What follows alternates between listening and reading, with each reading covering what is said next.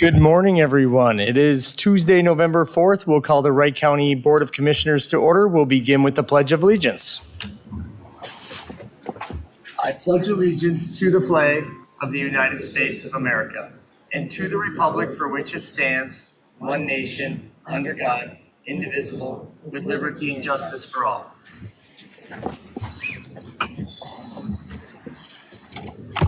I like to give them a good old weather report here off the start. Looks like it might be our last day to seeing 60 degrees in a long time. So everybody get outside this afternoon and enjoy it.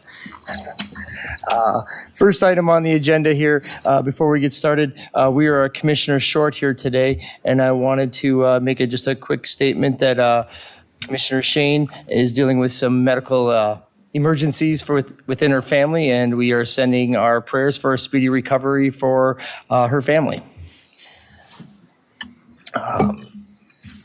And our next item on the agenda here would be the minutes from the 21st of October meeting. I will stand for any corrections or motions at this time. We'll make a motion. We approve the minutes as presented. We have a motion by Commissioner Holland. Second. Second by Commissioner Moyna. Any further discussion? Hearing none, all in favor say aye. Aye. Opposed, same sign. All right, minutes are approved, unanimous. Today's agenda, would anyone like to make any modifications to today's agenda? Mr. Chair, administration has one item we would like to change. Item C3 under timed items. We're asking that matter be tabled. We just received word that the viewers are not going to be able to make that date and time on March 10th, so we need additional time to communicate with them on a new date. All right, we'll bring that one back on the 18th then. And is there any other corrections to the agenda? Hearing none, I'll stand for a motion to approve the agenda as modified. We'll make a motion to approve the agenda. All right, we have a motion by Commissioner Holland, Second. second by Commissioner Moyna. Any further discussion? Hearing none, all in favor say aye. Aye. Aye. Opposed, same sign. All right, the agenda is approved unanimous. Today's consent agenda. Would anyone like to remove anything from today's consent agenda for further discussion? Mr. Chair? Yes. I would like to pull D1 for discussion, please. All right. D1, okay. We have the rezoning request for D1. Is there any other items? Otherwise, I'll stand for a motion to approve the consent agenda with the removal of item D1. Motion to approve the consent agenda. So with the moved. removal of- all right.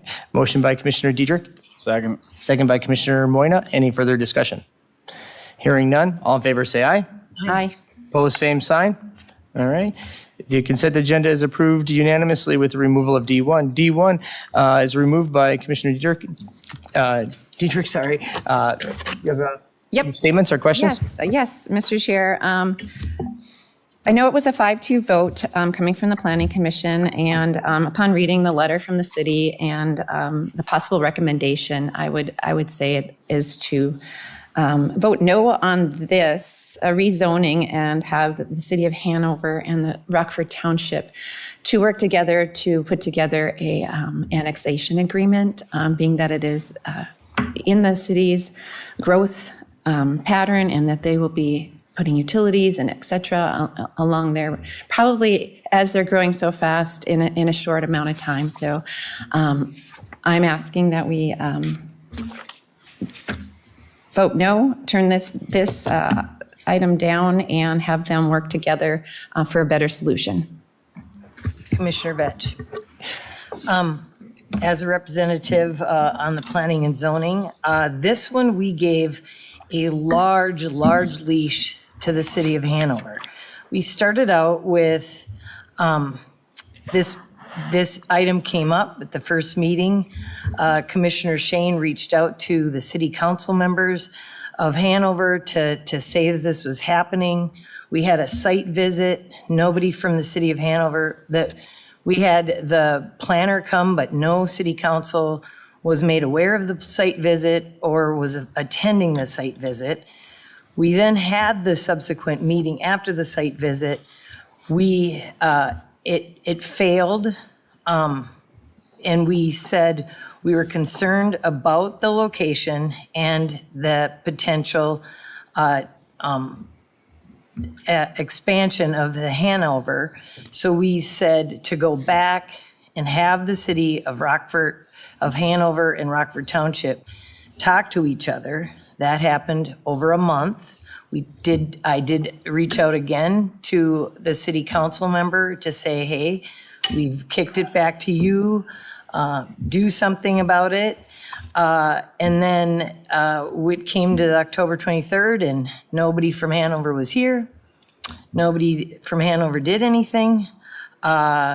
It's the right, we extended the time frame as per state statute. So then there was nothing left to do except for grant this lady her rights to bring her property to the development, the 3 lots that she requested. Any comments? Other, Extensively, I've had conversations with my planning commission person, which is Dan Bravender, and I'm in agreement with what the planning commission decided. They not only the ample amount of time, but if they wanted to have an orderly annexation agreement, they would have one between the two of them. And the city hasn't done anything until yesterday when I had received a phone call from one of the city council members and a copy of a letter that they also had sent to the planning commission. And I mean, I'm not inclined to tell a landowner that they can't do something with their property because the city is coming in at the 1 yard line and saying, we don't want this to happen, but we didn't want to take any action on this moving forward. So as far as I'm concerned, approving this is protecting the landowner from the city stepping in and telling them what they can or can't do with their property when they're not even inside city limits. And I don't think that overturning what planning has decided without any substantial movement in the last week, almost week since the planning commission met, 2 weeks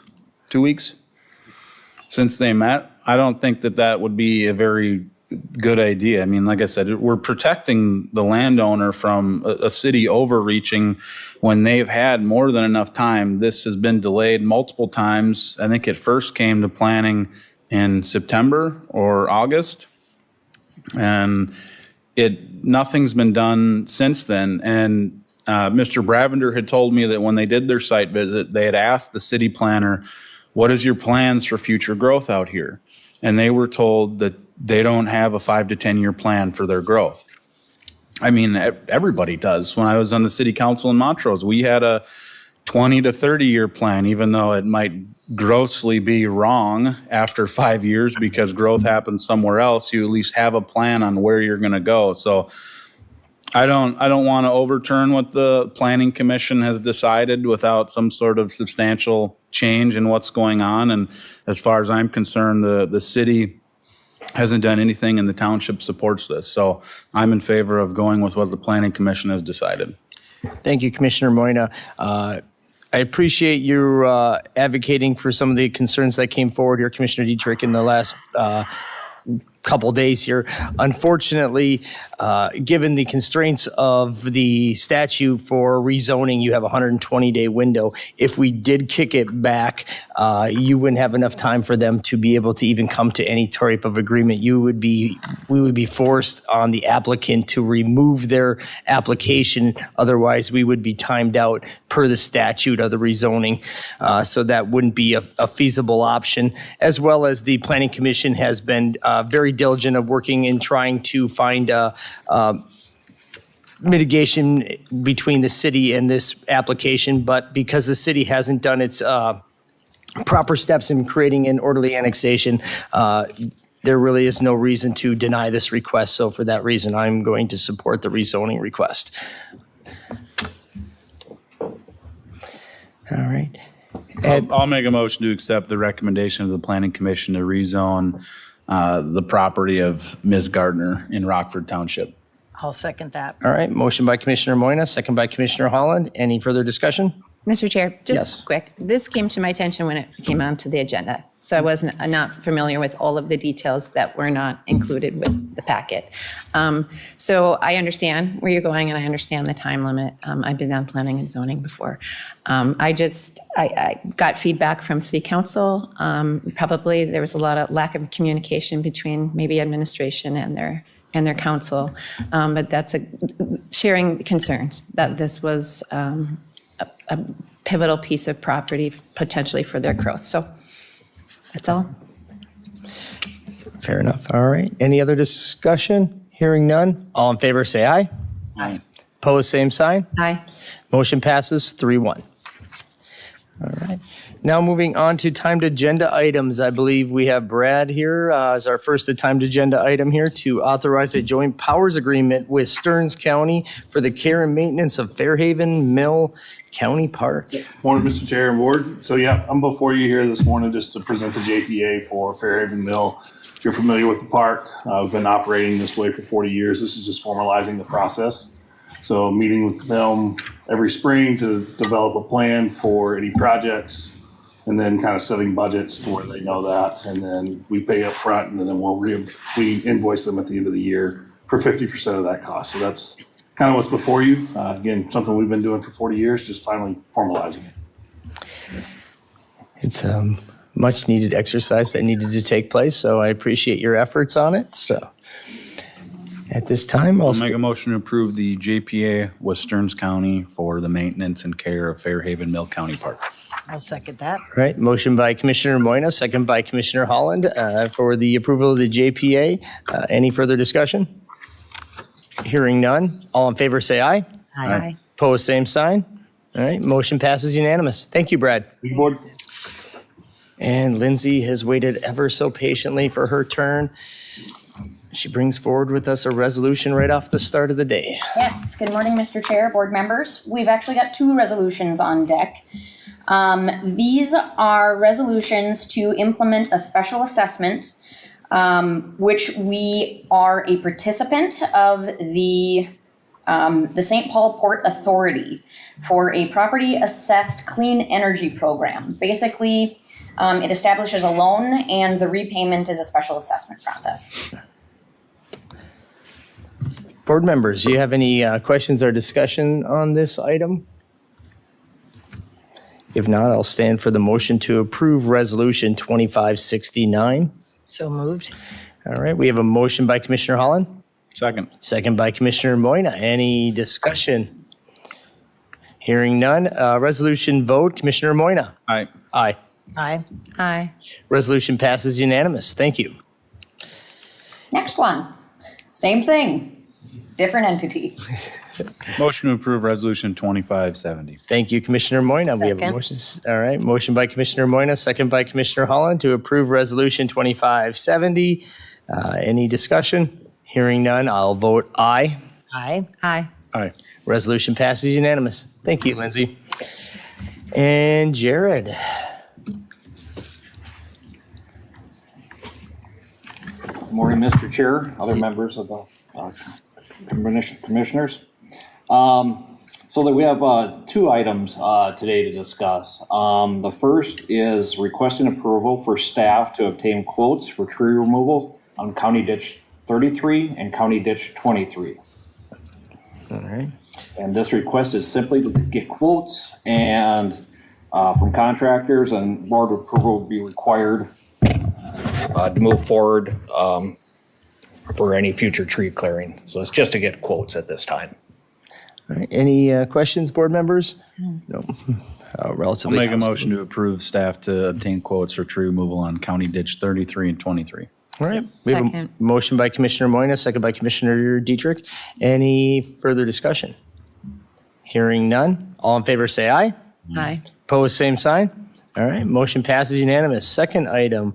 Okay, it's to accept the proposal from Houston Engineering and County Ditch 33 for a not to exceed cost of $39,000 and authorize the agricultural, drainage, and natural resources supervisors to sign contracts. All right. As the Drainage Authority here, I would encourage board members to move forward with the proposal from Houston Engineering for work on Ditch 33 in that not to exceed amount of $39,000. Stand for any questions or discussion or a motion. Do you have a motion? Motion to accept the proposal. I'll second it. All right. Motion by Commissioner Moyna, second by Commissioner Holland. Any discussion? Hearing none. All in favor, say aye. Aye. Opposed, same sign. All right, motion passes unanimous. Thank you, Jared. Thank you. And Barry, I know he's hiding back there somewhere. I'm running a little bit ahead here, but I probably should hold off a little bit on this one, Administrator Krasser, you believe?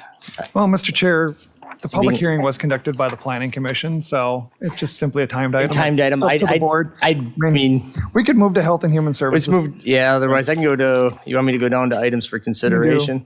I'm here. We can do Barry's. you guys. first We can do piece, Barry. though. I mean, I just try. It's a timed item. I don't generally if there are items that could that be early? something, but we're not accepting public comment on it, so we'll move forward with it. So, Yeah. all right. Mr. Chair, also, I mean, Mr. Reinberger, in my experience with him, can fill 8 minutes.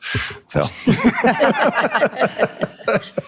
He's going to tell us all about. He ain't lying. I got a cop for that one. Well, the question is, did he get any birds this last weekend? see, there's your 8 minutes right there. Right there. I won't go into details, but yes, we did. Yes, Mr. Chairman and Commissioners, what we have before you is Ordinance Amendment 25-4. There are portions of this that were directed by commissioners regarding changes to our plan unit development district.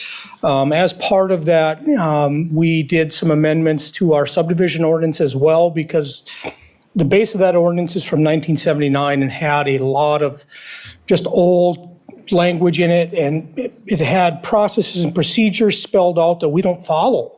One of the comments in there, or one of the statements in there, well, applicants have to provide 10 copies of stuff. In the digital age, we don't need 10 copies of anything in paper form, and so we wanted to modernize it at least a little bit, as well as make definitions that exist in the subdivision ordinance and the zoning ordinance more consistent. So the way we define lots of record, let's make it consistent between both ordinances. Probably the highlights of the amendment are a modification in the plan unit development ordinance, which prohibits common open space or common access lots on lakeshore. So lakeshore frontage, it prohibits those commonly owned lots, which are a requirement for our PUDs, are prohibited when it actually fronts on a lake.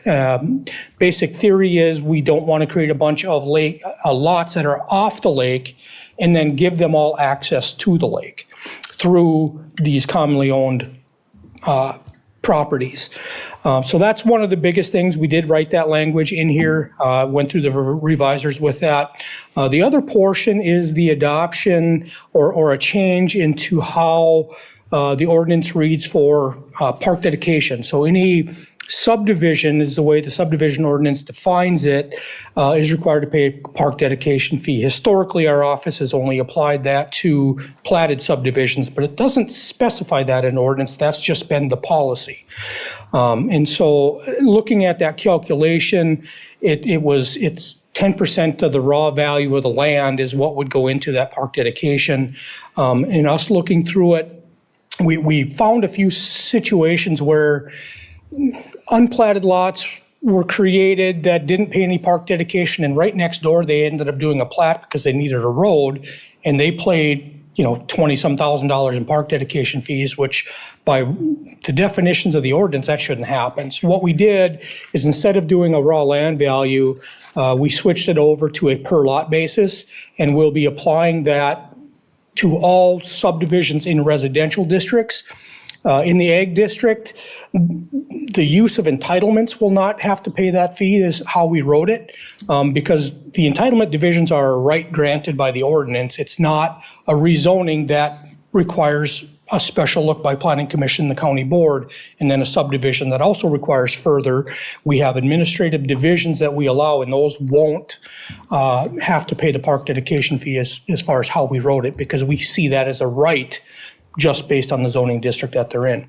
And we did, corresponding with the fee schedule that's going to be coming up later today, we have set a fee for that. We did some calculations on, okay, we're not looking to necessarily overburden taxpayers on the amount we collect. And so we kind of figured out how many unplatted subdivision and platted subdivision lots we did and what we would collect. So we have set that fee, which we can discuss at the fee schedule stage. But we also set it up so that the county board will make that a part of the fee schedule, so that if if times change, that fee can be changed as part of the fee schedule, which is a little easier than amending ordinance every time you want to change a fee. So that we did that as part of this as well. And then all the other changes were listed out. The second part of this request will be the summary language, which actually does spell out all of the changes or the primary crux of all the changes that we made. So what I'm looking for right now is commission approval and adoption of Amendment 25-4. All right, Barry, I appreciate the efforts, just so people in the public have some understanding of this. Barry, you and your team have done an excellent job of trying to go through decades of ordinances and bringing them up to date and bringing them to meet the practices of the county, whether it's technology-based or just functionality. It's just a great practice that you've adopted within your office so that we have consistency in the rules and how we actually operate. So that's where, if the public's seeing that, every couple months we have ordinance amendments coming forward, it is because we're actually cleaning up our ordinance book. So appreciate the work. I still got a big list that we're still looking at. And instead of doing one big amendment that covers, hundreds of pages, we're biting off small chunks that are somewhat tied together and then doing those and then give it a couple of months and then come back with something else. Or as need arises, well, then we might throw on a couple of smaller cleanups if we're being directed to do an amendment. We might throw a couple of more on there just to help clean up my board and start and get them off my board so we can keep moving forward with them. Maybe in 3-4 years you won't know what to do, right? I have a sneaking suspicion that there's always going to be requests for changes. So I'm pretty sure that's the case. All right. At this time, I'll stand for any comments or a motion to approve Ordinance Amendment 25-4. I'll make a motion to approve. All right. We have a motion Second. All right. Motion by Commissioner Holland, second by Commissioner Moyna to approve Ordinance Amendment 25-4. Any discussion? Hearing none. All in favor say aye. Aye. Opposed, same sign. All right, ordinance approved unanimously. Now at this time, I need Resolution 2571 for summary publication of Ordinance Amendment 25-4. I'll make that motion. All right, we have a motion by Commissioner Holland, Second. second by Commissioner Moyna. Any discussion? Hearing none. Resolution vote. Commissioner Holland? Aye. Aye. Aye. Aye. Resolution passes unanimous. Thank you, Barry. thank you. And Barry, you got me real close to my public hearing, but can't quite get there yet. I'm not going to go into the Health and Human Services. We're just going to go to items for consideration. Item A1, we have to set the agenda for November 18th workshop. Quite a robust workshop agenda there, if everybody sees that in front of them. Yes, Mr. Chair, what was in the packet, we did update it with a couple other items that came up. Namely, we added a discussion on CD 33 and also the Great River Regional Library Board appointments. I received word after the agenda got posted that we do have 2 appointments that are up at the end of this year, so just trying to add that to the agenda as well. So it is a full meeting, Mr. Chair, as you can see, from 10:30 to basically an adjournment at around noon, followed by another meeting, a committee meeting that starts that afternoon, then at 1:30. So we're packing it in. And at this time, I'll stand for a motion to acknowledge or approve the workshop agenda for November 18th. So moved. Motion by Commissioner Holland, Second. second by Commissioner Moyna. Any discussion? Hearing none. All in favor, say aye. Aye. Aye. Opposed, same sign. All right, motion passes unanimous. Next, we have, we're going to take care of item number A2 under items for consideration. We have the resolution 2572 urging the repeal of the Minnesota's moratorium on nuclear energy. Us being a host community of nuclear power, we know how much of a asset that facility is and how baseload energy is important to our grid and to the state of Minnesota, and how we need to encourage our state legislator to lift that moratorium on nuclear energy. That's correct, Mr. Chair. This resolution, I think a number of counties are requesting this right now going across the state, but really this is to allow us to start constructing micro-reactors, which are literally the size of a semi-trailer that could go around and power data centers and any other high energy use structure within the county or the state of Minnesota. So looking to add our name to the list of counties looking to lift the moratorium.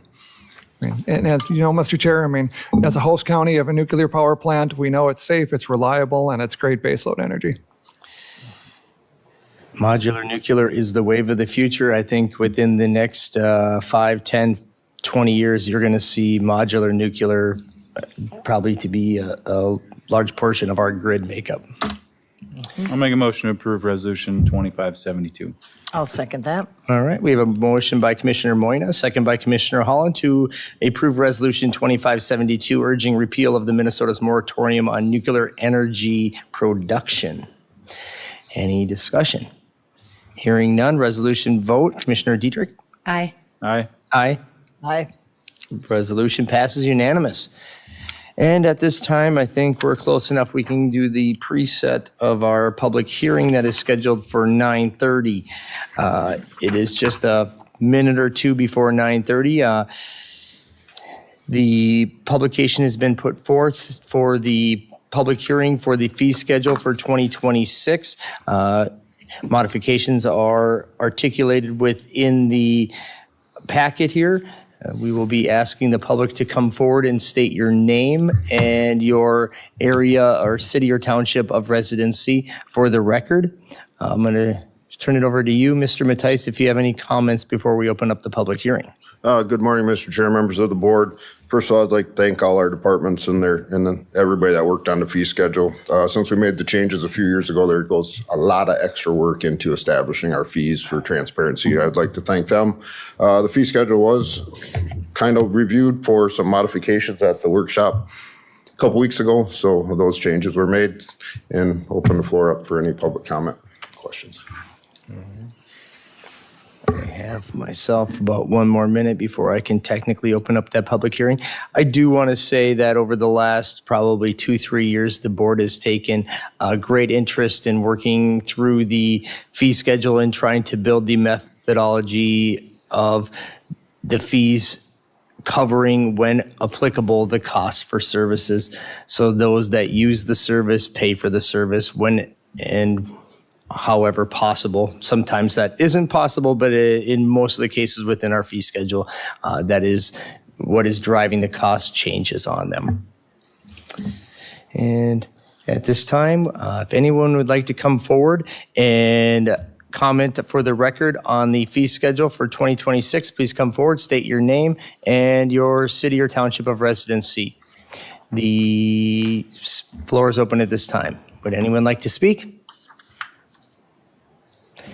Would anyone like to speak? One last time here. Would anyone like to speak? Seeing there is no interest in commenting for the record, I will close the public hearing at this time and bring the discussion up here to the dais. All right, at this time, board members, we are looking for a motion to either approve, modify, or otherwise with the 2026 proposed fee schedule. Mr. Chair? Yes. I do have a comment, but thank you for staff and working on this. I think this process is well done. My only concern, and I probably should have said it at the workshop that we talked about it, but bringing it forward, planning and zoning, the increase in permit fees, it's a 24% increase, and it might not seem like a lot, but I am concerned that each step in that direction is only going to make housing more difficult for people to afford. And so I'm just asking that we maintain those fees at this year's level and then reevaluate it again next year.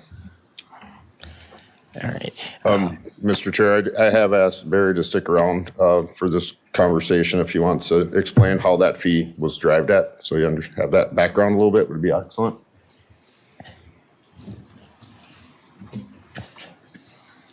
And I guess to start off, I'll kind of make a quick comment on it. I do know that Barry and his staff has largely spent a great deal of time looking at it from how much staff time they have and the costs and fuels of going out to these locations and analyzing them so that we're actually recouping the cost on the permits of the work so that we don't have the general taxpayer subsidizing these building permits.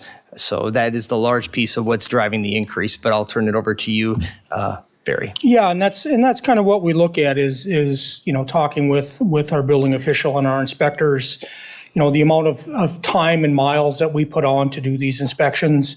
It's one of those where a lot of our expenses are covered by building permit fees. We're roughly half or just less than half of our total expenditures are covered by actually our cost of service.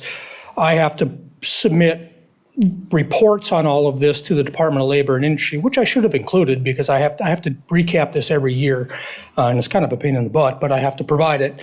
And what we're looking at is a lot of the over-the-counter type of fees with the amount of travel that's involved with them, and we're getting more and more where the contractors and property owners are required to submit photos, and so now my staff is spending more time actually at the computer too, reviewing the photos, making sure things are right. If they find a difference, now we got to go back out to the site, make sure that things are done appropriately based on the photos that we see.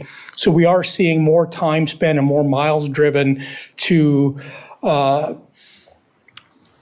approve and get permits from start to finish, especially on a lot of the over-the-counter stuff. And those tend to be the most problematic too when it comes to actually calling and getting inspections. And so we have time on the back end that we spend too, that now that we have staff to do it, we're more able to send those notifications, which are going to drive even more inspections. And so this is a way for us to recoup the costs of those types of services that we provide. I didn't do a calculation on exactly the percentage of our revenues that are derived from this, but I do know house construction still is around 40% of our total revenues. So houses really drive a lot of what we do. The actual amount that this is going to affect our budget is fairly small, just because they are very low cost permits in general. But with the cost of services and the fees and the salaries going up, we just figured this was a time. I want to avoid coming every couple of years with a small percentage. I'd rather set it and allow it to filter out for 5 years, 7 years, 8 years than coming every time we get an increase and then, have to deal with trying to increase those fees small and incremental. I'd rather set this, and then if I come back with something that increases this again, well, then yell at me then, because I just did it 25% as noted. No, That was our mindset when we did this. Rather than doing 5%, 10%, let's go where we're consistent with other municipalities around us, and then hopefully be able to maintain that for a longer period of time. Mr. Chair? Yes. I appreciate the work that your department does. Honestly, it's not, that's not the question. The question is just Absolutely. the additional fees for homeowners building or remodeling homes with those permits. Okay. That's my concern.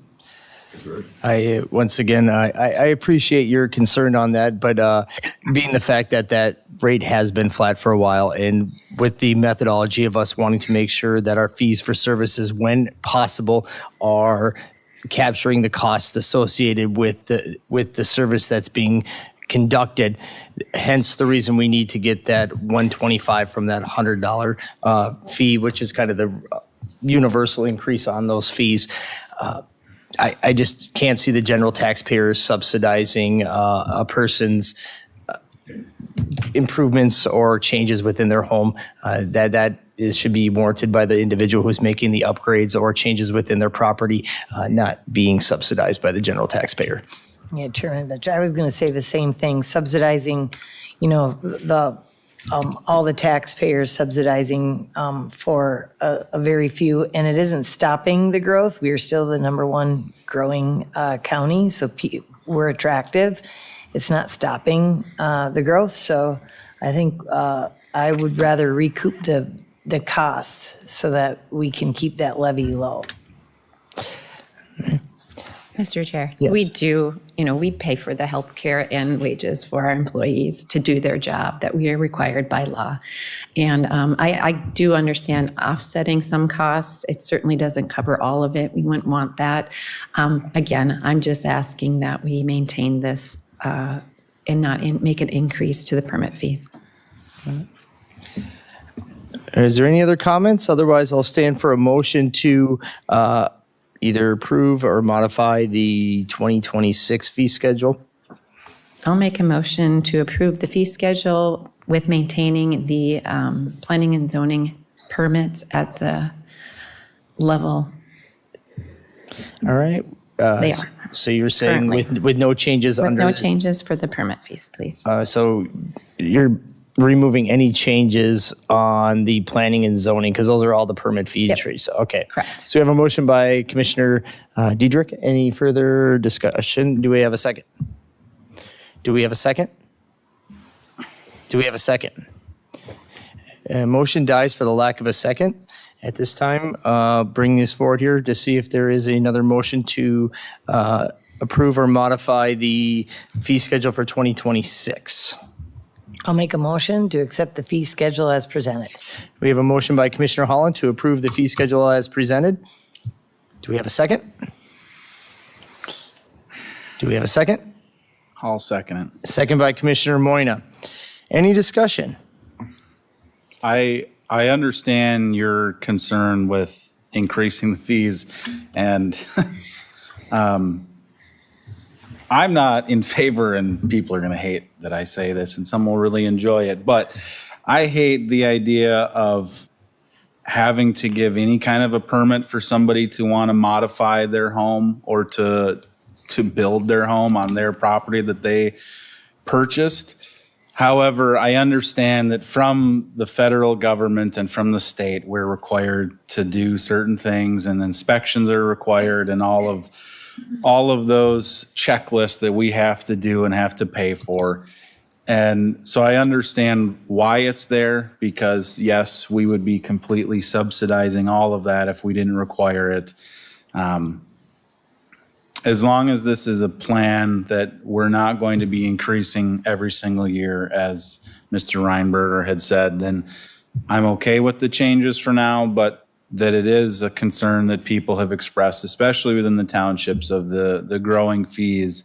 But they are growing everywhere. I know cities are growing their fees, that they have them too. And even just, in cities, of course, they've got sack and whack fees that they use, and they routinely increase those, and sometimes on very substantial amounts every single year, just because they want to. But like I said, I'm not really in favor of any permits to tell somebody they're allowed to do something on their property, but I understand why we have to, and the need for the increase right now, as long as levels stay the way that they are. Commissioner Moyna, I appreciate the comments on it. So first, I will say that in my tenure here, these fees have relatively been pretty flat for quite some time. They've made just minor tweaks over the past decade. Secondly, I will agree with your sentiment on the state building code and the, what I would say, aggressiveness of it. It isn't our building code here in the county. It is the state building code that we are, I will say, forced to uphold. And for that reason, this is just more about us being able to recoup our cost of being the administrative arm of the state in terms of administering the state building code. So your points are well taken, Commissioner Moyna. I'm with you. I'd rather not be regulating it, but unfortunately, we don't have much choice in that. So it's just a matter of us. Do we have the taxpayer pay for it, or the individual who is demanding the work to be done? So we have a motion. And we have a second. Is there any further discussion? Mr. Chair, I just appreciate the conversation. Thank you. All right. We have a motion and we have a second. If there is no other comments, all in favor say aye. Aye. Opposed, same sign. Aye. All right. Fee schedule approved 3-1. Thank you, Mr. Chair, members of the board, and a big thanks to Kelly up in our office for all the work she did. All right, and now we will put our Health and Human Services hats on as we enter the Health and Human Services portion of the agenda. First item on there would be to the approval of the consent agenda. I will stand for a motion to approve the Health and Human Services consent agenda items. So moved. I'll second. All right, motion by Commissioner Moyna, second by Commissioner Holland. Any further discussion? Hearing none. All in favor, say aye. Aye. Opposed, same sign. All right, motion passes unanimous.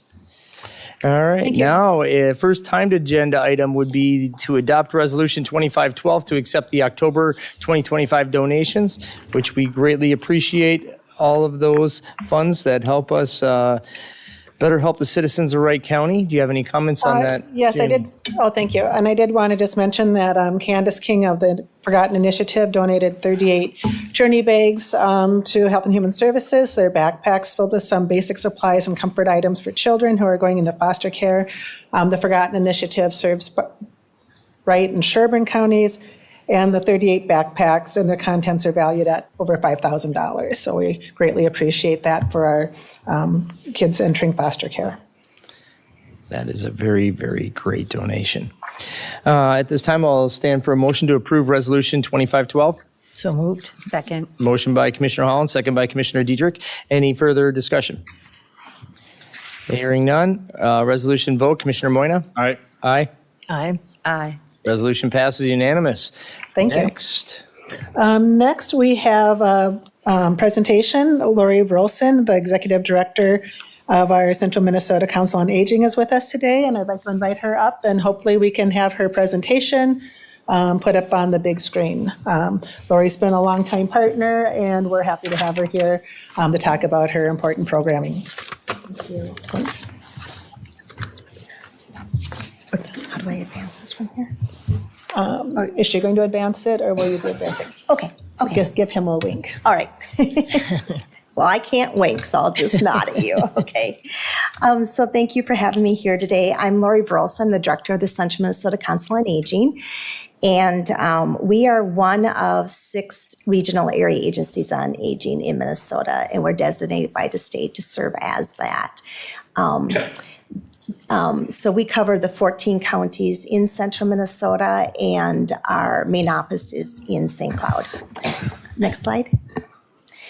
So as an area agency on aging, we have kind of 4 core responsibilities. One, we administer at the local level the Minnesota Aging Pathways, formerly known as Senior Linkage, and this is an information and assistance service where people can call in and talk with a social worker to help them evaluate their situation, get connected to local resources.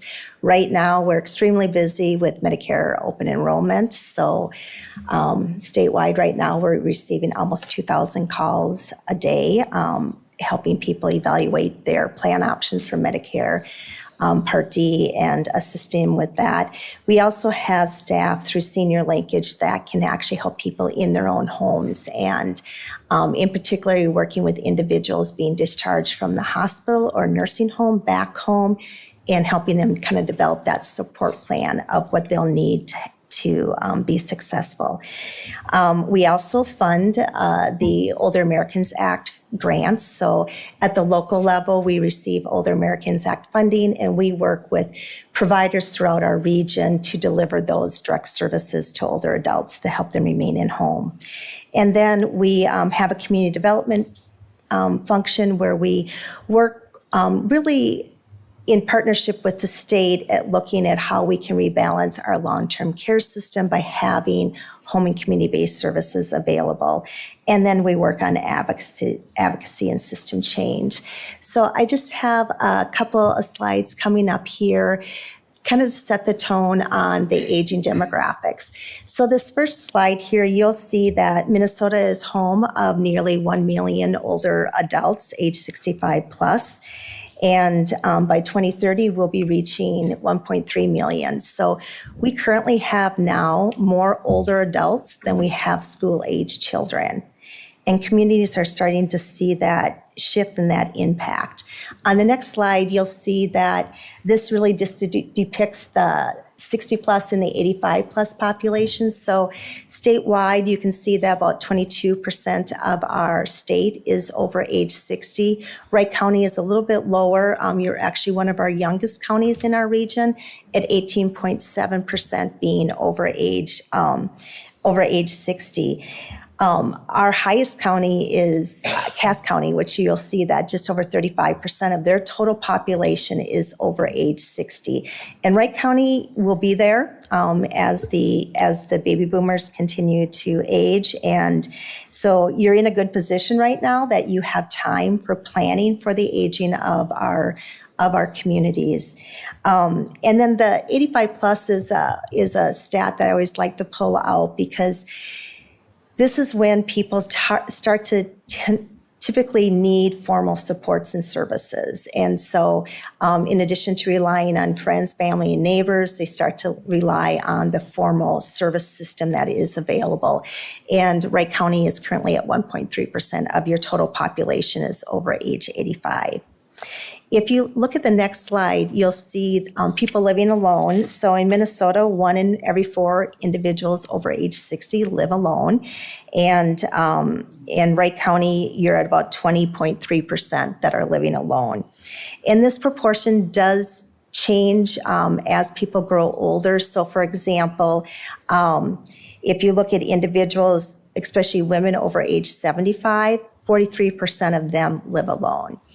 And when we look at individuals with dementia that live alone in a community, 3 out of every 10 individuals that are living with Alzheimer's or a form of dementia live alone in the community.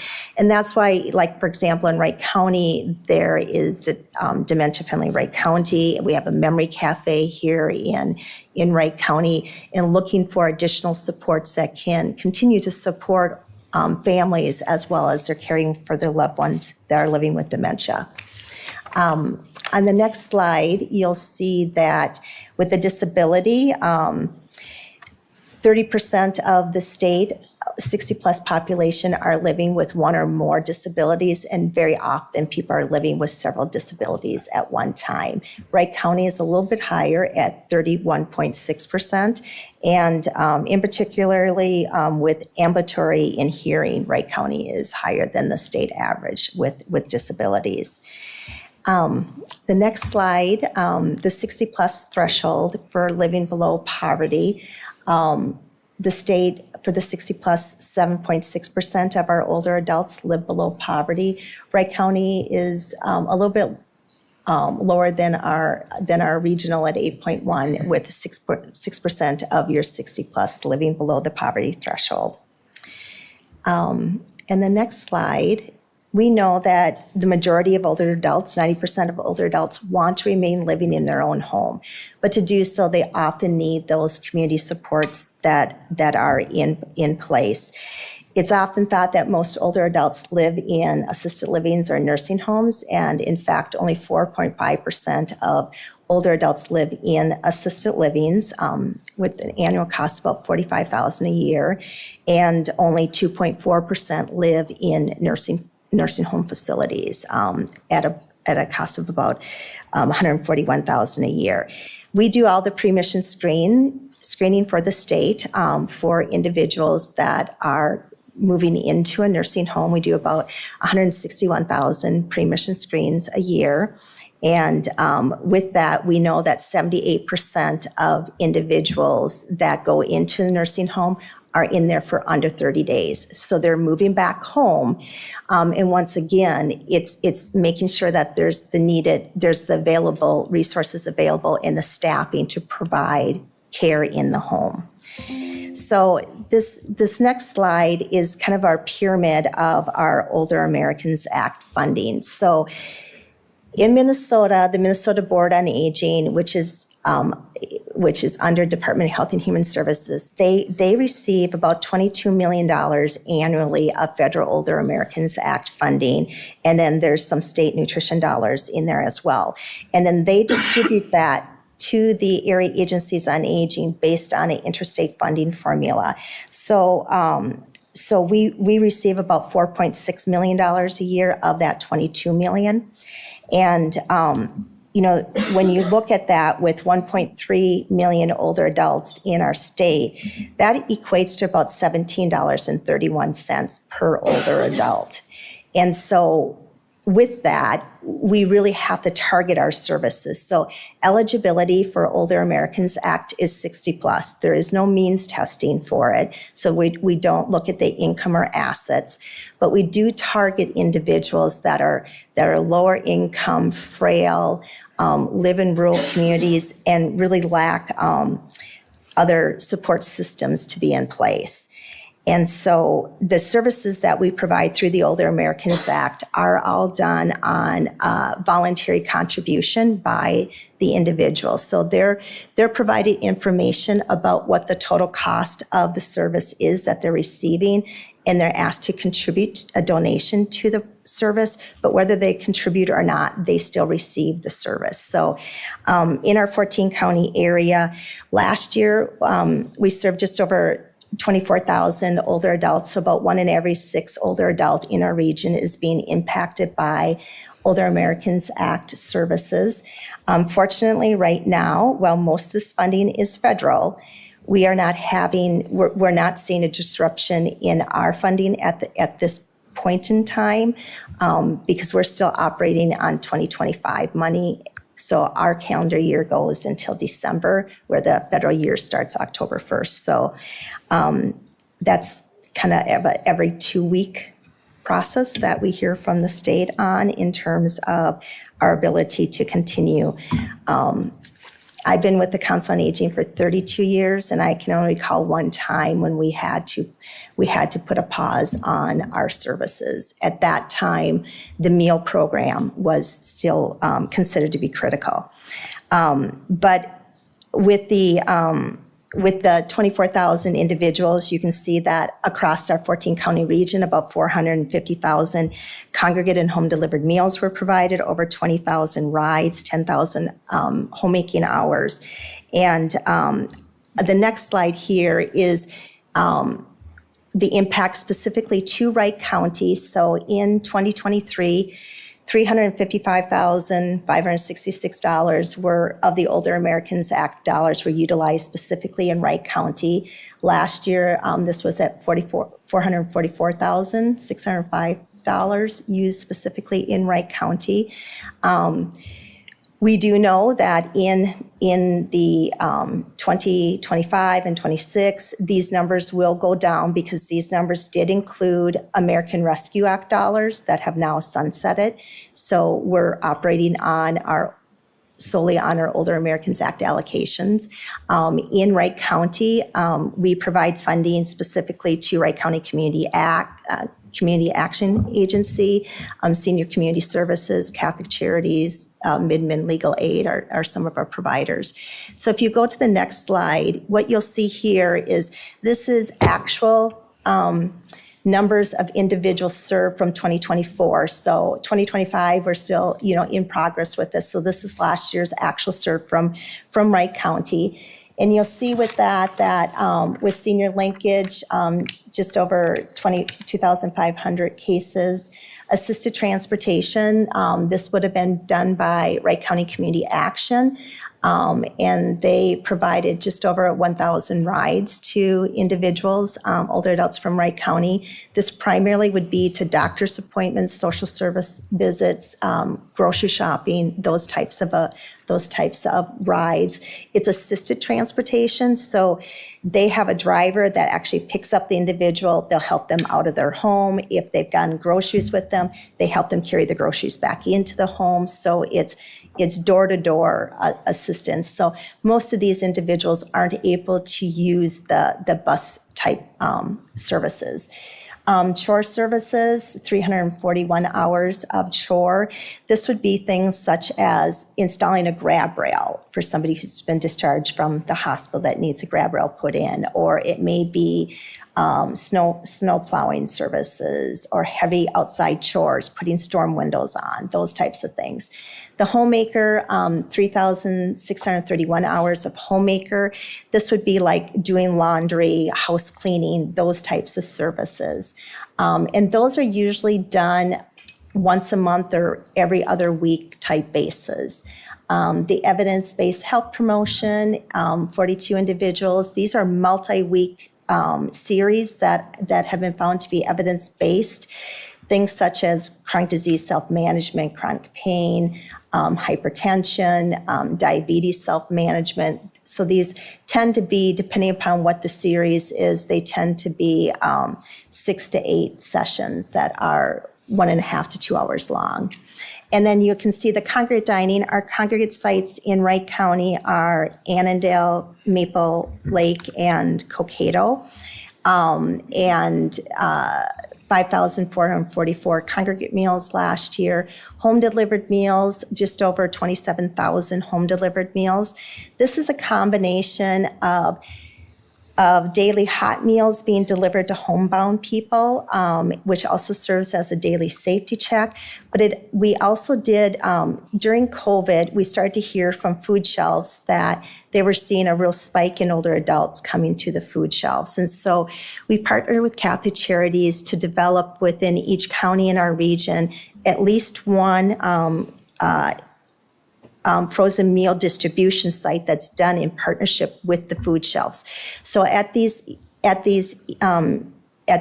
food shelves, we have it in Monticello and Waverly with the food shelves. Once a month, older adults can come to the food shelf and pick up to 30 meals. So they're frozen meals, so it kind of depends upon how much freezer space they have. But while they're there picking up their food shelf items, they can pick up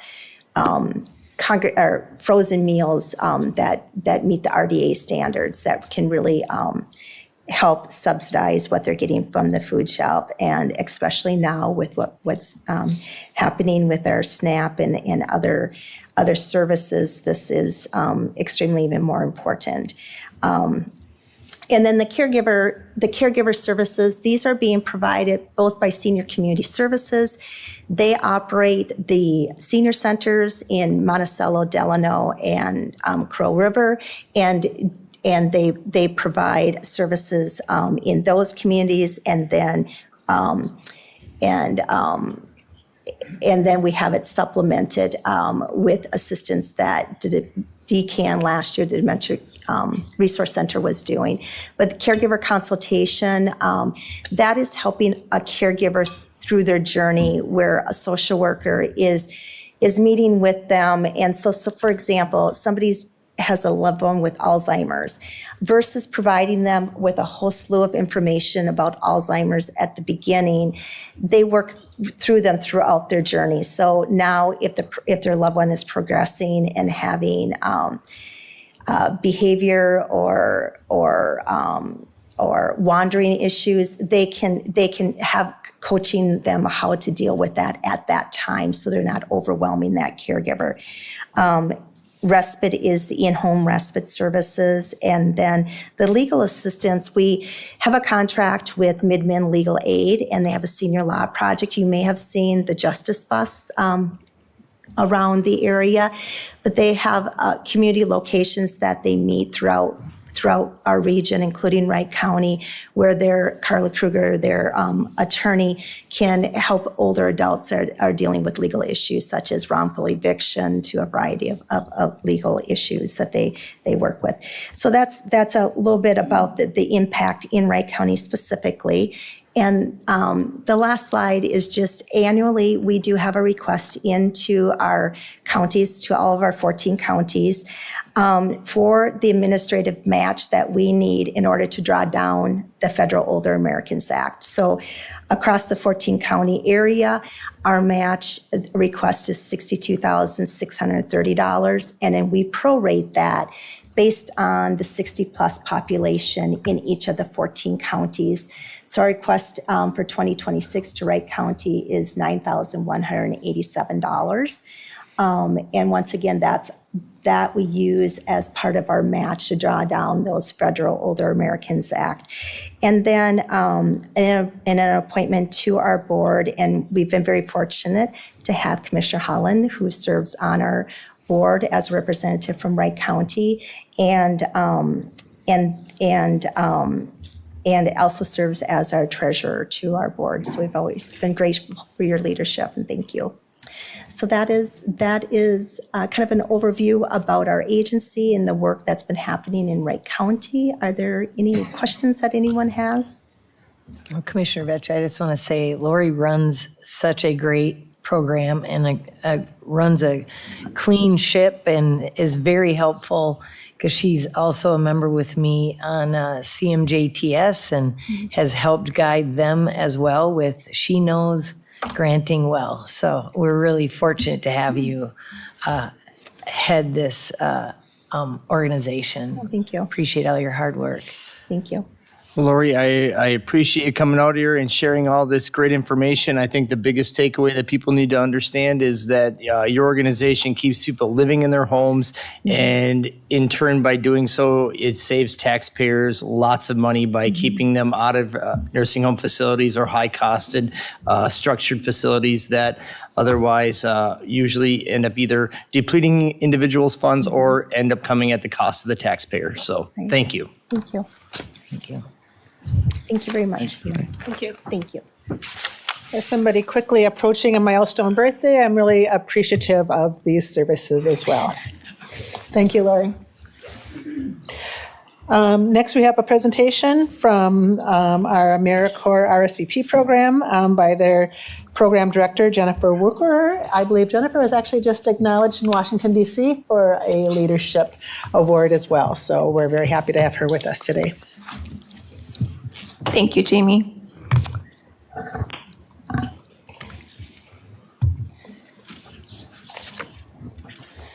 So as we pull up our slides, I just want to thank you, commissioners, for having us this morning. For those that are not or are new to learning about RSVP, we're a program that supports older adults in the community of Wright County as well. Kind of a little bit. And we partner with the Central Minnesota Council on Aging, but our scope is a little different, where we are engaging adults and actively involving them in our communities through volunteer efforts. And so our folks are serving in those organizations that Lori had mentioned within the Wright County that are helping to keep older adults living in their home independently as long as possible. But our approach is to really promote that positive and healthy aging while meeting those critical community needs. I'm Jennifer Wucherer, the director of our local AmeriCorps Seniors program. RSVP is a program of AmeriCorps Seniors, and locally we cover Wright County, Stearns County, Benton County, and Sherburne County. And the counties have been our strongest partners over the years, and so we're grateful for this opportunity to come and give you a little highlight today as to what's happening in Wright County with your older adults that are involved in volunteering. We'll go to the next slide, please. Thank you. Currently, we support 1,200 active seniors that are in our 4-county region, dedicating their time to giving back to our local human service organizations and our communities. We hear day after day that spending time in service goes far beyond meeting those critical community needs as well. So we do an annual survey to our senior volunteers, and we actually had 40% of our 1,200 members complete our survey this past January. Of 472 completed surveys, 100% of our seniors agreed that they feel more socially connected to their community because of their service through RSVP. 99% said that they experience a stronger sense of purpose by being involved. And these are folks that are just past their retirement years. And 98% agree that volunteering and being involved through service in their community positively impacts their mental and physical health. We're pretty proud of those statistics, and just Just wanted to also mention that in the past year, we had a record number of older adults joining our program. We do a personal enrollment, find out what each individual's interests, skills, time availability are, and then match them up appropriately to volunteer positions that not only serve the needs in the community, but meet their individual interests as well. In addition to the benefits that this program has on individuals, these folks have great impact in the community. Amy, our program coordinator, who works out of Health and Human Services here with Wright County, is going to share impacts specific to Wright County next. Next slide. Yeah. There you go. Hi, I'm Amy Johnson, and I've been in this job for about 6 months. And I love Wright County. I actually live in Delano since 2005, so I'm really, really proud of the work that we're doing here in the county and having the support. As you can see, the list specific to Wright County of the organizations that we serve. The Buffalo Community Center, if you look at the top there with their new building being built, I'm very excited. We're going to be partnering in December and doing a volunteer fair. It's going to be the first one we've done. There was one in Delano that the Delano Senior Center and Nick pulled together that was so successful for the organizations. I brought the idea to Buffalo, and they're like, we really need to do that. So they're currently inviting all the organizations in the area to come and feature their organizations, try to help talk about volunteering and recruit more volunteers for those areas in Wright County. I see the benefits every day of this volunteers when they come in, the smiles on their faces. One of the examples is with our Readers Theater program. We meet at the Maple Lake Library once a month. And when there was a little bit slow start getting in with the schools, at first they were very creative and they started going into memory care. So there's one memory care facility they go into and they act out these stories. So not only are they benefiting from their personal volunteerism with that program, but the residents are now looking forward to them. They've now got a monthly recurring visit at Park Terrace, and we're going to be bringing that out to Annandale starting next month. So we're very excited about those interconnections. Not only that, but the Readers Theater, when we go into the schools, we've done our first couple readings in the Buffalo school system already. And when you see that intergenerational connection where we get our aging population meeting with those wee ones. And I'll tell you what, I was a substitute teacher before, and when you can get a room full of second graders to be quiet for 20 minutes, that is a gift. That is a gift. And it happens every time. So it's a really beautiful connection. But like Jennifer said, number one, getting a 40% response rate. Anyone who's done a survey knows that is an unheard of response rate, but having those percentages so close to 100 that the program is benefiting, I knew that when I applied for this job and got this job, that it was perfect, and we're making an impact.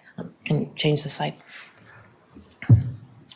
So versus just me talking about it, we put together a little video with some of our volunteers, so hopefully that will play.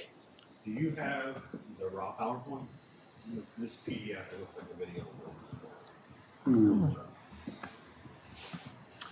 If it's on your laptop, I can play it from here. Yeah, you've got it. Sweet. Technology. Yes.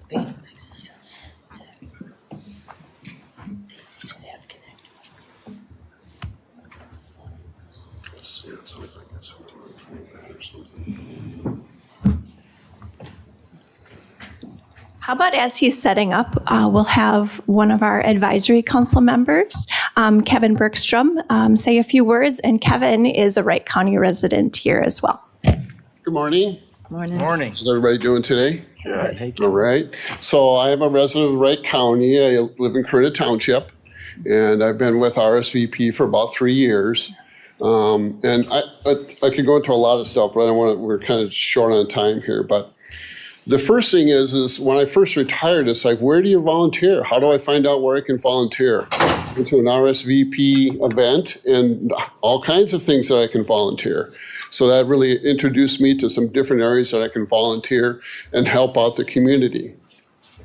Another thing was, so I'll give you an example. The other thing I really like about RSVP is we help people all the way from preschoolers. I volunteered at a day camp helping preschoolers. I helped with the high school, Buffalo High School. I helped them do mock interviews with some of the folks there, so they could learn how to do an interview, and then give them a little bit of critique how they did on that. and then give them a little bit of feedback. But the big thing for me is volunteering is very important for me. It helps me feel connected, and RSVP is a great way to identify things that I can do to help. The other thing that's really nice about RSVP is it's flexible. You can do just a 1 or 2 day event, or you can get into kind of a long-term volunteering option in the 1 or 2 days that worked really well. Looks like we're almost ready with the video, but again, it's a great organization. We're able to help people of all ages, and it's been really rewarding and really, I've really enjoyed it. Thank you, Kevin, for sharing your perspective. RSVP matches 55 plus adults with meaningful older seniors stay active and better. Older adults bring wisdom, skills, and compassion to every organization they serve. Volunteering keeps them connected and thriving. Hi, I'm Barb Fraser. I am an RSVP volunteer with RSVP for a little over a year, and I work out of Wright County in St. Michael. And the thing I love about RSVP is the variety of opportunities that we get to do. I signed for a lot of one-time opportunities and some recurring roles, and there's a selection of each. So I like that I can do a whole lot of different things and meet a whole lot of different people now that I'm retired. Through RSVP, seniors find purpose, friendships, and a chance to give back to the communities they call home. Okay, my name is Ben Sear, I live in Otsego, and I volunteer for the RSVP. And what I do is I donate crocheted items. I crochet hats and mittens, and I also sew them, and I donate them so that people that need them will have them at the help station. So what it means to me is helping people in our community that need help. Volunteering is proven to reduce isolation, lower stress, and improve overall health for seniors. Hi, I'm Diana Skeen. I've been an RSVP volunteer for probably 5 years or so. I work at the food shelf in Buffalo and here at the Human Services Center on second floor. I do some work for staff on second floor. I also have been a volunteer driver for the last couple of years. And what I find is that, of course, volunteering is a two-way street. It's what I can give to other folks that I interact with. But it's also what they give back to me, what I get back from them. And I can say that it's been very positive from my perspective. I feel a lot of support from staff and families that I work with, children that I work with. And I feel like I give them just a little bit of my time that hopefully gets them helps them be able to complete a task that they need or to get someplace that they need to go.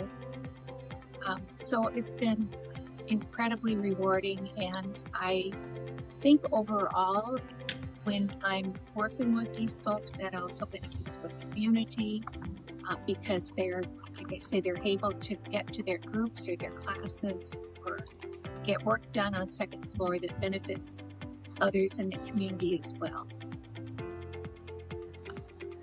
RSVP volunteers provide thousands of hours of volunteer service each year, saving local organizations time and resources. Hello, I'm Patty Dorf from Buffalo, Minnesota. I've been volunteering for about 3 years at Havenwood Senior Home, and I play keyboard there in the dining area and in the memory care unit. I play soft, gentle, quiet music, sometimes some show tunes and some my original. I enjoy doing that very much. A few weeks ago in the memory care unit, a lady grabbed my hand and in tears said how she loved the music and it made her feel so relaxed and so good. In the dining area, I met a little boy who was wide-eyed and grinning as he listened to the music. So all those little things make things worthwhile.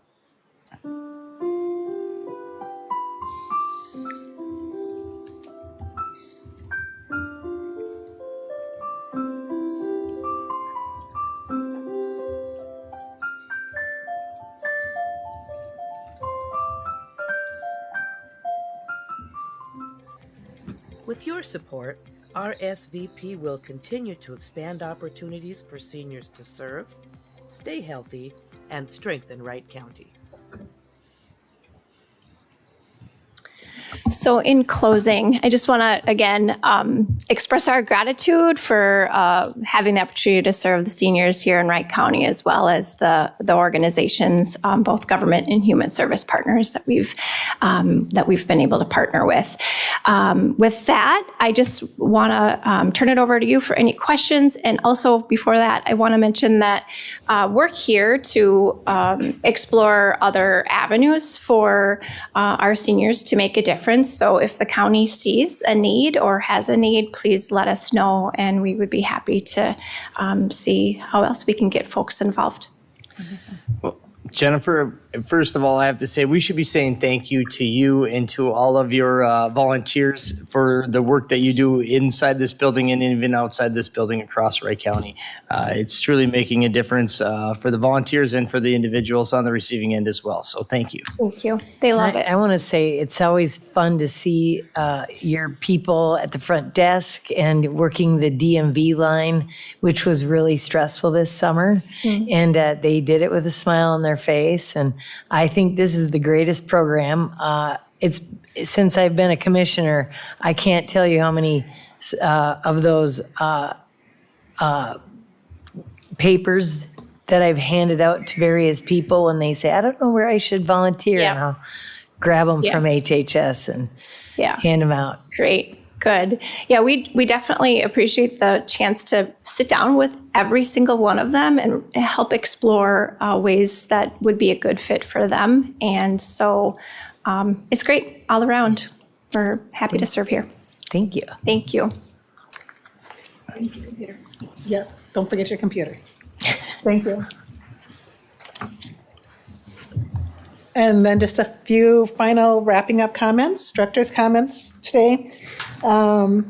We have our two social service or managers will be at AMC in December, which I'm hoping all of you get a chance to be part of that, that conference. Michelle Miller will be there to represent, along with Ross Dement and Mark Mattice, the Wright Leadership Academy. And so that will be at the AMC conference, as well as Jill Pooler will be there, Bending the Curve Disability Waiver Trends in Minnesota. So we're proud that our managers will be contributing to that effort. I also wanted to let you know that as far as our we have a housing study that is being proposed. So there's a proposal included in your packet, a comprehensive housing needs analysis for Wright County. The study would examine demographic and economic trends along with current housing market conditions. And we would be looking at using some of our SAHA funds, and administration is also looking at writing a grant for this effort. We think this would be a great, again, contribution with our communities to look to see what we can do for our housing and what's being identified coming in the short and long-term future of our needs here in Wright County. As it's been mentioned several times, we're the fastest growing county in Wright County, or in Minnesota. So I think this would be a great and significant opportunity for our county to explore this. I also wanted to mention that there is, as we know, with the shutdown continuing, the federal shutdown, and we've been talking a lot about the SNAP benefits. It looks like there's a potential for a partial SNAP benefit going out at some point. I'm not sure how this is all going to look, but that's been something that's being explored at this point. So hopefully, with fingers crossed, we'll see some help in that area. Thank you, Jamie. Yeah, thank you. One mention, if you could thank your staff too for, I know we went to the Streets of Hope, Commissioner Shane and I, for the last 3 years, and the amount of staff that goes out there. And then this year at the Otsego Festival, and then, the county fairs, they go over and above. And Spectacular, yeah, they were there. Yes, and I just appreciate all that effort because they're taking time away from their families in the evenings and then Saturdays, and it's much appreciated. I appreciate that, yes. I think we have fantastic staff, as I say all the time, and I will certainly pass that along. Thank you, commissioners. All right. Now moving forward in the agenda, we would be under items for consideration B. We have committee minutes. We have the minutes from the county board workshop on October 14th. Brief overview. The first item on there was scheduled meetings, which was just a standard item, nothing to modify there. Brian Johnson and his team from Ellers presented and let us know that we are on track with our investment income with our fund balance, and letting us know that we are meeting our budgetary expectations there. We had Larkin bring information about GIS open data, which was an informational item. And then we had the ag and drainage in the buffer enforcement and the purchasing of some equipment that was presented there as well. We had the 2026 fee schedule overview that was presented, and we just adopted that earlier within this agenda. We had the update on the 2025 disbursement for the county fair.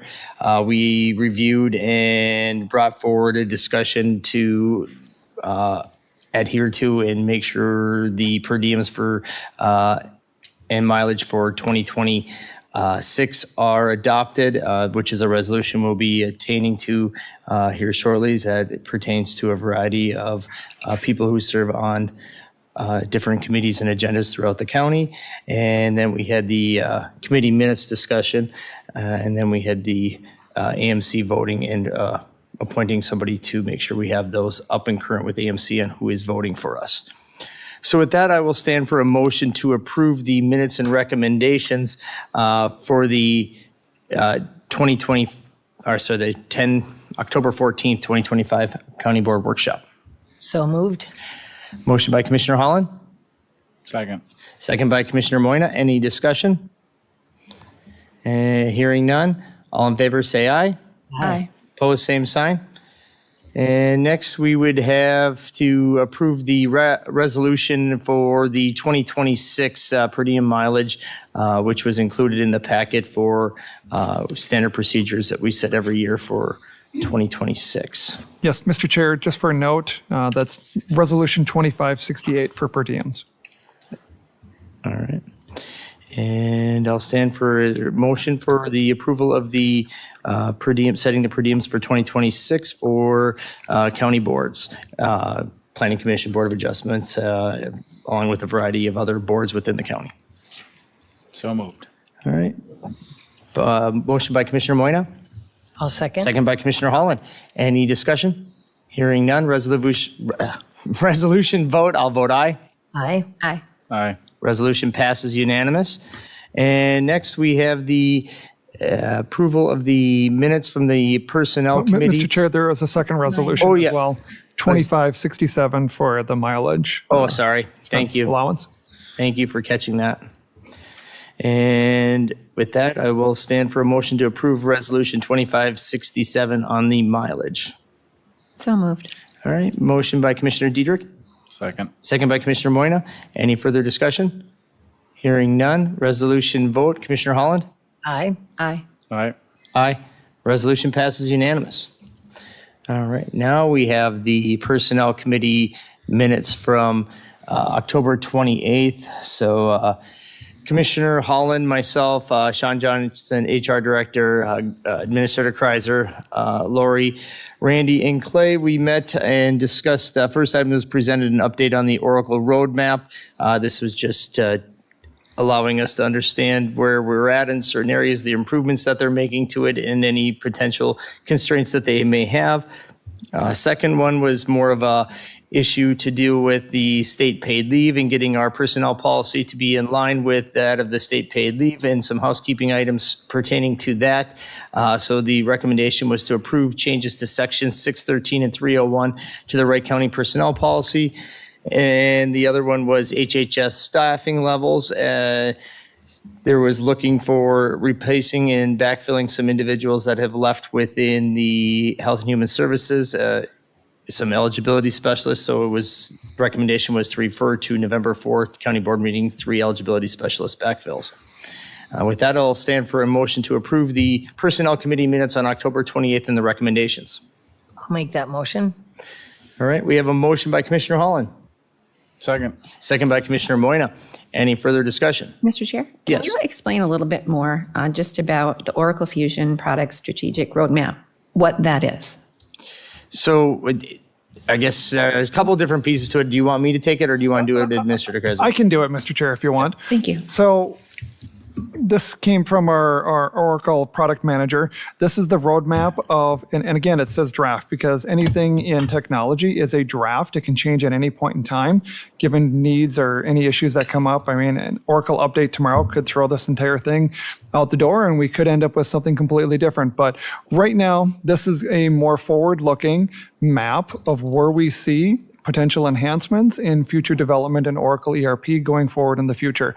And part of the reason why we developed this team is so that we had forward-looking vision into it.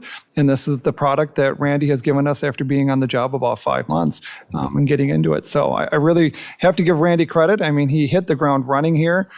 Took his team, has met with all the stakeholders, all the departments, and really prioritized and now put into a format that everyone can see here how we're looking at investing and utilizing Oracle in the future. And this just gives you a roadmap, again, that's in draft format, but shows what we're currently working on today, what we have been working on, and going forward into the future, what we potentially see as implementing with different modules in Oracle in the future.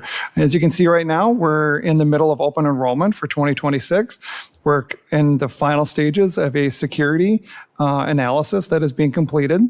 And then our EPM software update or module update is currently in its final stage, which should be done by the end of Q4. And the EPM is the budgeting module for finance that was started earlier this year. After that, we're looking at doing structured workforce, which is just really laying out how staff and how the workforce is really delineated within Oracle, which then after we get that project done, then allows us to look at contracts, grants, and then of course, we have to plan for open enrollment in 2027. So that's on the map as well. And then also talent management. This deals with performance review and goal setting from more of an HR administrative perspective as well. And then if all this goes well, looking at more potential data reporting with the Fusion data intelligence. But again, all the stacks. Everything else has to be done in order to get the Fusion and then the learning management module in the future. But it's really good to see that we are showing where Oracle can take us. And I thought it was a good opportunity to show the board. All our investment in this product has been really well received in the past. And I think we can continue to go forward with this team and show you where we can actually take this product in the future instead of always looking backwards as to the last update from Oracle. Here's our vision. Here's what we're looking at getting to. And here's where Oracle can take us in the future. Thank you. Commissioner Vetch, I just want to comment that when they say we were looking for a unicorn to manage this, we found it in Randy. He has a plethora of skills, and he's very a good asset to our team, the county. And I do want to say this is one of the things that came up over and over again when we had the strategic planning process a couple of years ago. And I think now we're moving forward, and so it's great to be at this point. I appreciated the update on it. This is a kind of a twofold piece to it. One is the being able to develop a timeline and be able to hold ourselves accountable to it, as well as being able to build some better project management skills so that we can better leverage our Oracle or our ERP system. And then secondary, the other part of it is being able to start weaning ourselves off of the contractors and contractor management of this system and trying to be able to be a little bit more self-sufficient with it. So with both those pieces over time, we will be able to have this system totally fully utilized and being able to get the most bang for the buck. So with that, I'll stand for a motion and a... Mr. Chair, we have a motion by we Holland, second by Moyna. Thank you. So with that, I will look for a vote here. Is there any other comments? Hearing none. All in favor, say aye. Aye. Opposed, same sign. All right, the Personnel Committee minutes and recommendations are approved unanimous. One last quick item. I see that tomorrow we have the Canvassing Board meeting, and Commissioner Moyna and Commissioner Holland are on that and will be there, correct? Mm-hmm. All right, just want to make sure we're good there then. Mr. Chair? Yep. I have an additional comment. Is it That's fine. the right time right now? I just wanted to say, I'm here to work for the people of Wright County in District 1, and I want to work with the board and staff to make wise decisions. So if you have concerns, questions, comments, please reach out to me. You can email me, you can call me, you can text me. Please, I'm just asking that we can do this better for our team and work together. So thank you. All right, well, thank you. With that, there's no other, you have Mr. Chair, I think you were involved in it last week as well, but we got word about a week ago from our TNT mailer, Truth and Taxation mailer, that we're able to add an insert into there that helps provide some background information into our taxes. And at first we thought we were past the deadline. Then we found out we could actually maybe squeeze something in by Halloween if we could do it. And I have to thank Larkin, Walter, in our GIS department, John Holler, our finance team, and our assessor's office, because they time boxed this thing so heavily. Within about 3 days, they got it done. And I have to give them credit because they turned around something that seemed like a mountain in less than a week. And we got it to the printer, I think, at noon on Halloween, with the printer going, where is this document? I need it now. And I'm going, you told me by the end of the day. We're early, in my opinion, at noon, but we hit it. And I really have to thank the team. They really put in a lot of work last weekend. It'll be nice to have something going on with the TNT mailer to at least provide some background information into our tax base going forward. So in the future, I hope to open this up to the cities and schools, but given the limited time we had, I didn't know if we could make it, but the team really rose to the occasion. I really have to give them a lot of thanks. I appreciate you bringing that up, Administrator Kreiser. It totally skipped my mind, and I do want to give all of them kudos for and I'm going to say it was a lot of work, because it was bringing something forward, changes, bring it back. Yeah, they did an excellent job under extreme time constraints. So, Yeah, I'm glad to hear we got that done, and I'll be excited to see if we're able to open that up in the years to come to the cities and the school boards. And yeah, it's been requested, and I never knew it was a thing until this year. So Yeah, that's great. all right. Well, with that, with no other business before the county board, we'll adjourn the county board meeting here today at 10:33.